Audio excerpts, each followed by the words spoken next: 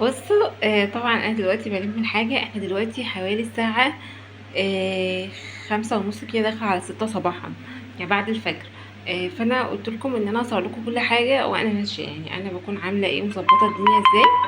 المنبه كمان بيرن اهو. بكون مظبطه الدنيا ازاي علشان بقى ايه، توكل على الله بقى وامشي. المطبخ زي ما انتم شايفين كده مشطباه، مفيش اي حاجه فيه خالص اهو، زي ما انتم شايفين الحوض نظيف معايا زي الفل. مبسيبش اي بواقي اكل، اي حاجه خالص خالص خالص خالص عشان النمل. والارض زي ما انتم شايفينها بقت نظيفه وزي الفل اهي. هنا، وطبعا مش سايبه اي كمامه ولا اي حاجه، الانبوبه قافلاها. الشبابيك قافلاها. الشفاط دلوقتي هيتقفل لما انا اقفل السكينه، يعني هنزل سكاكين الكهرباء كلها بتاعه البيت. والشنطه دي فيها الحاجات اللي موجوده في التلاجة. الفريزر فضيته كله زي ما انتم شايفين كده.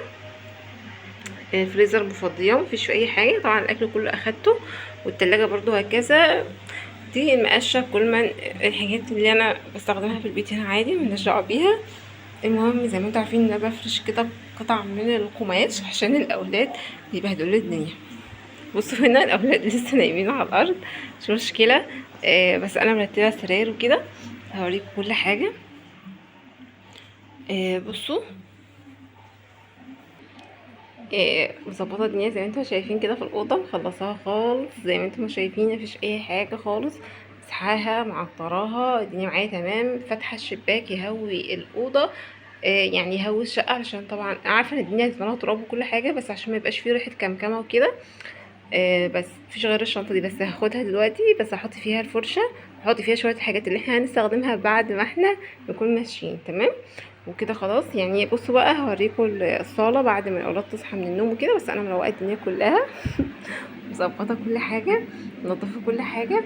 اولاد نايمين هنا على الركنه كده في الجنب ده. مش عايز طبعا انظمكم بالحاجات اللي انا هاخدها معايا، بس فعلا هي دي حاجات هاخدها معايا.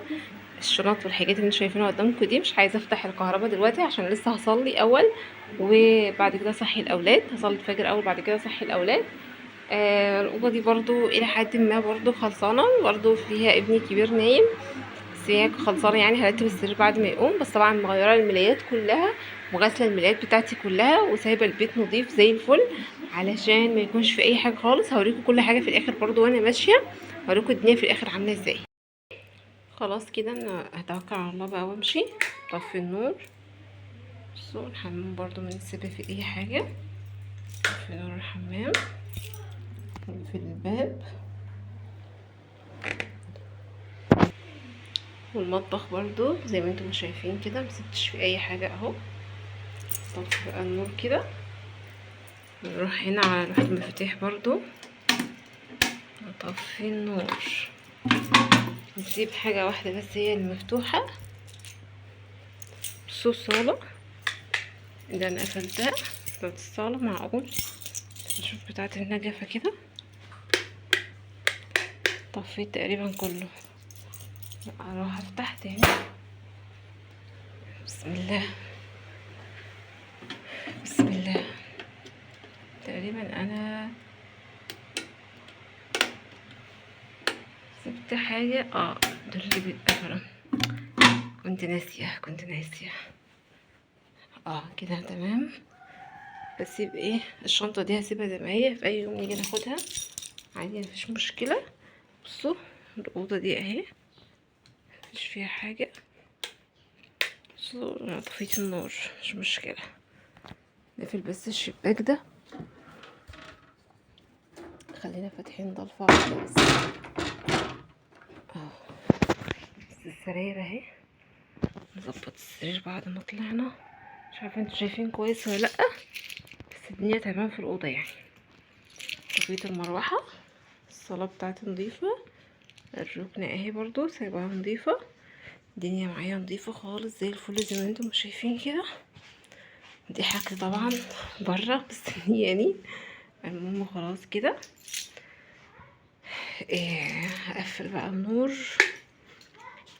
زي ما انتم شايفين كده الدنيا اهي. طفي النور، التلفزيون. طفيت نور ايه، بطفي نور ايه اهو.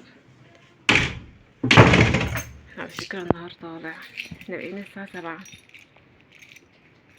هسيب المرجحة برا كده، بس ايه هنيجي يوم تاني نشيلها يعني.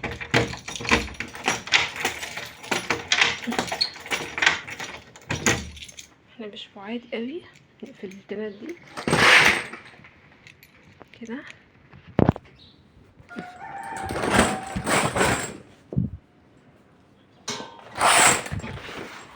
تعالوا نصبح عليكم من البلكونة. شايفين احنا لسه الشمس ما طلعتش. شايفين الجمال ما شاء الله تبارك الله. شايفين، سامعين؟ شايفين الموزة ما شاء الله. الله على جمال الخضرة بجد، الله يعني ما شاء الله تبارك الله. يلا نتوكل على الله. يلا البلكونة برضه منضفينها، مش عارفة. خلاص كده نقفل بقى الباب ده بالبوابة.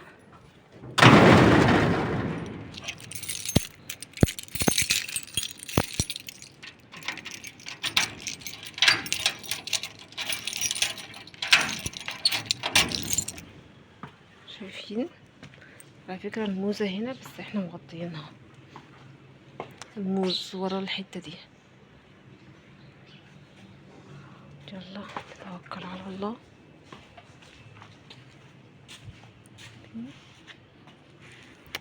في رعاية الله، في رعاية الله. الخراطيم دي اللي هي متوصلة عندي في الحمام، اللي انا بسقي منها الجنينة. شايفين المسجد اللي هناك ده؟ ان شاء الله بيبقى منور، بيبقى حلو قوي بالليل. لما اروح بقى هناك هصور لكم الشقة هناك عاملة ازاي وانا سايباها ازاي. تمام، يلا باي دلوقتي مؤقتا يعني لحد ما نروح. لسه داخله من البيت يا دوبك، بس حطيت الشنطه هنا والحاجات بتاعتي، ودي الشقه بقى وانا سايبها. بصوا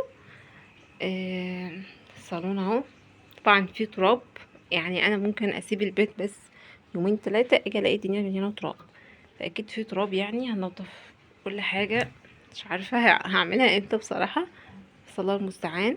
حطيت الشنطه بتاعتي هنا كده. الصاله اهي، مش عارفه الاضاءه مالها، في مشكله في الاضاءه. تعالوا نشوف الاوضه دي. بصوا مفيش فيها حاجه، مفيش حاجه فيها، نظيفه يعني. هنا الاوضه نظيفه، وكنت مغيره اساسا الملايات قبل ما امشي، فالاوضه نظيفه. الارض نظيفه برضو، مش حاجه في الارض. ماما بقى وكده هنا اساسا، فهو بيجي على طول كل يوم هنا. طبعا نروح نشوف الاوضه التانية.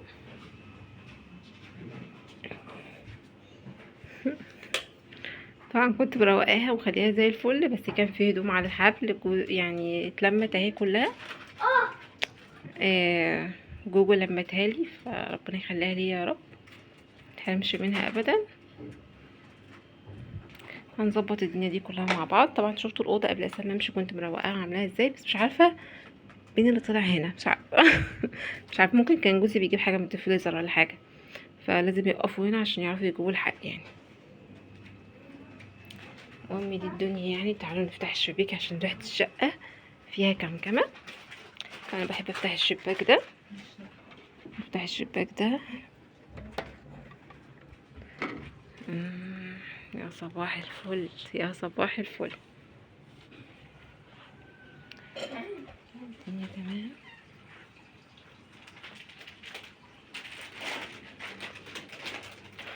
نفتح التلفزيون. مش عارفه انا جبت الريموت ولا لا. جبته يا زي ما انتم شايفين اهي. ادخل برضه افتح شباك اوضه الاطفال علشان ندخل ايه شويه هوا كده حلوين. طبعا الهدوم دي دلوقتي هطبقها. تسلم لي جوجو يا رب، كتر خيرها، نزلت لمت لي الهدوم. كنت غسله كتير قوي قبل ما انزل. في كلب.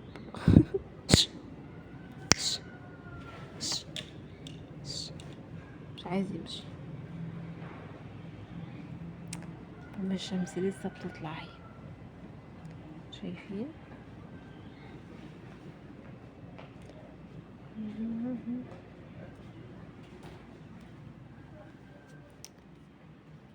يا لهوي على الهدوم، يا لهوي هدوم كتير قوي. الله المستعان، ربنا يعيني ويعينكم جميعا يا رب. المهم بقى ايه، نخرج بقى بره كده.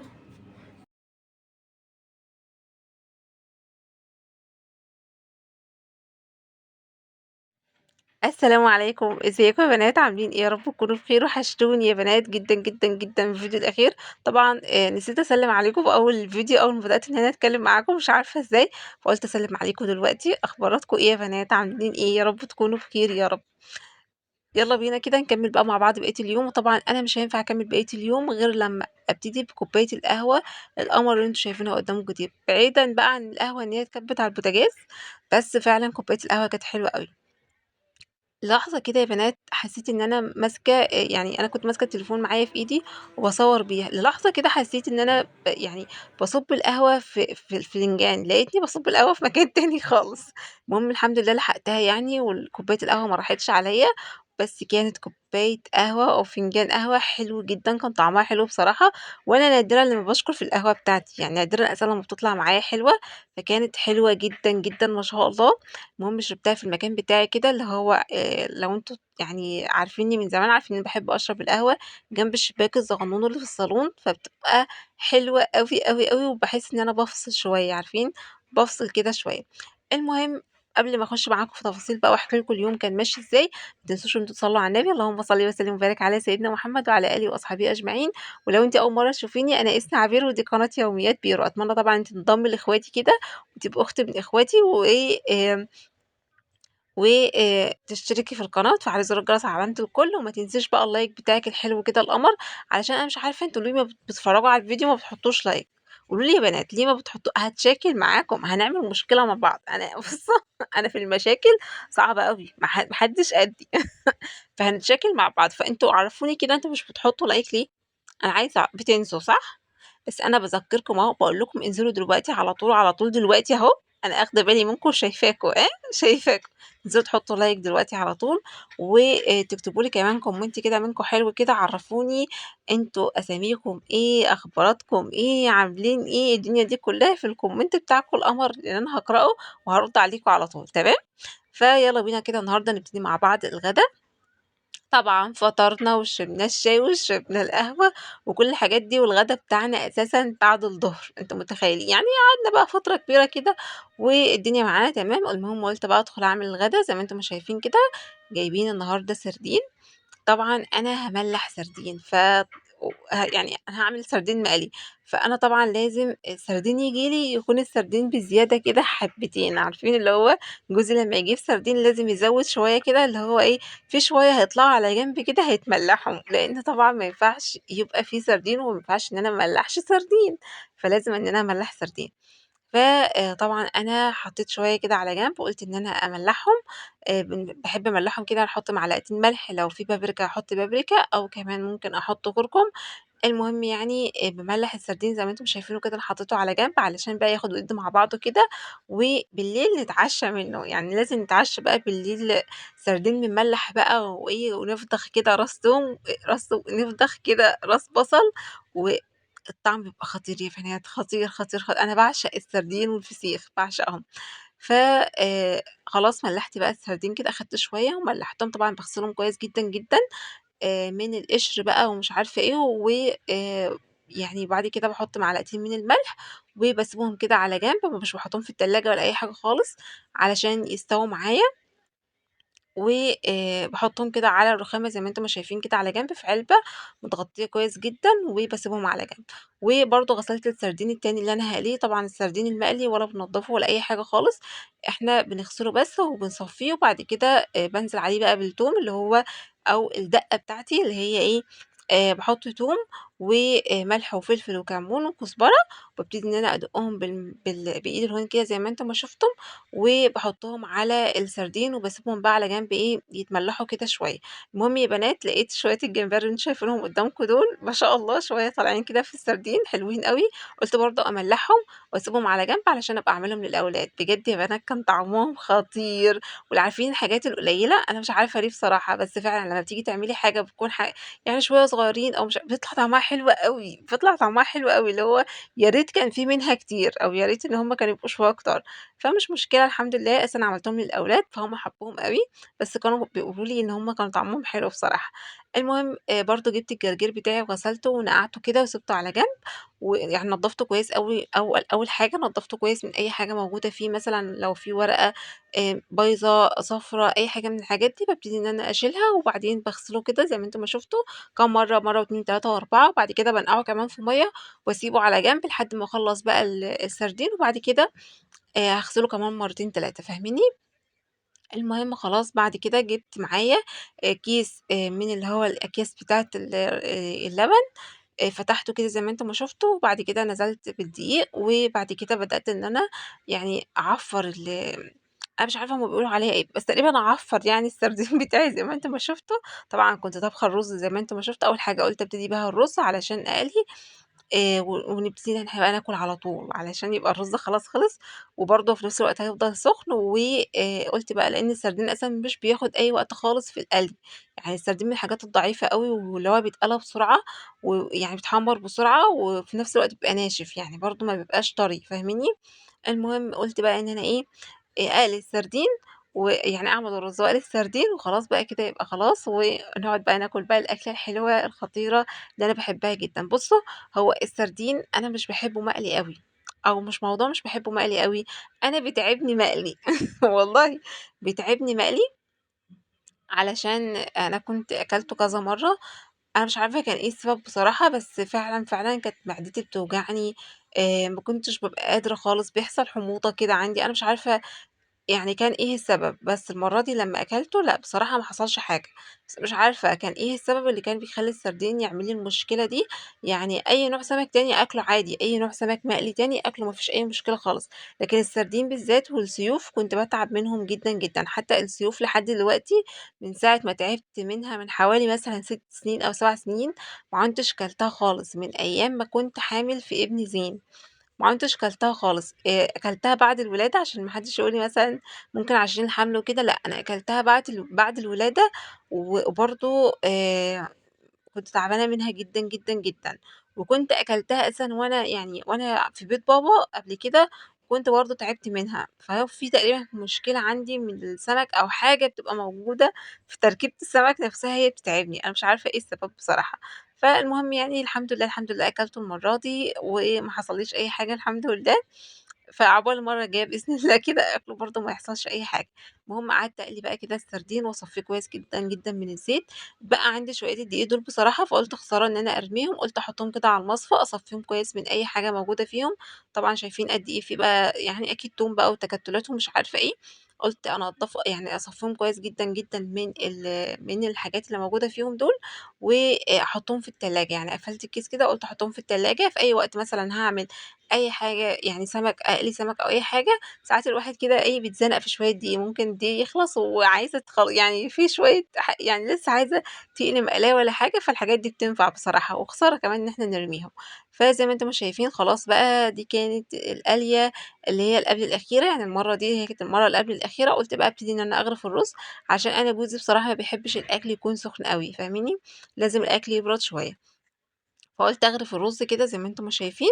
وطبعًا الناس كتير هتقول لي: "هو أنتِ عاملة سمك مقلي مع رز بشعرية ومش أنا عارفة والله العظيم يا بنات، بس فعلًا كل واحد يعني كل شيخ وله طريقة، وكل واحد وليه طريقته في الأكل، ففي ناس بتحبه في صيادية، وفي ناس بتحبه زي ما هو كده بشعرية، فأنا جوزي بيحبه كده، فمعلش بقى والله العظيم أنا عارفة إن في ناس كتير هتقول لي: "لأ اعملي الرز بتاعِك يعني صيادية، بس والله هو بيحبه كده، طَب أعمل إيه طيب؟ قولوا لي أعمل إيه طيب؟ إحنا بنعمل حاجة اللي أزواجاتنا بتحبها."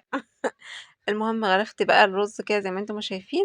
أنا ما عملتش غير الرز ده علشان يعني غرفت طبقين رز، و حطيت طبقين سردين لان الاولاد ما بياكلوش السمك المقلي. فزي ما انتم شايفين غرفته بالطريقه البسيطه اللي انتم شايفينها قدامكم دي، وحطيت الجرجير والرز والدنيا كانت معايا تمام وزي الفل. بس يا بنات هو ده كان الفيديو، يا رب يا رب بنات الفيديو يكون عجبكم. اشوفكم ان شاء الله باذن الله في فيديو جديد على خير، والسلام عليكم ورحمه الله وبركاته. باي باي.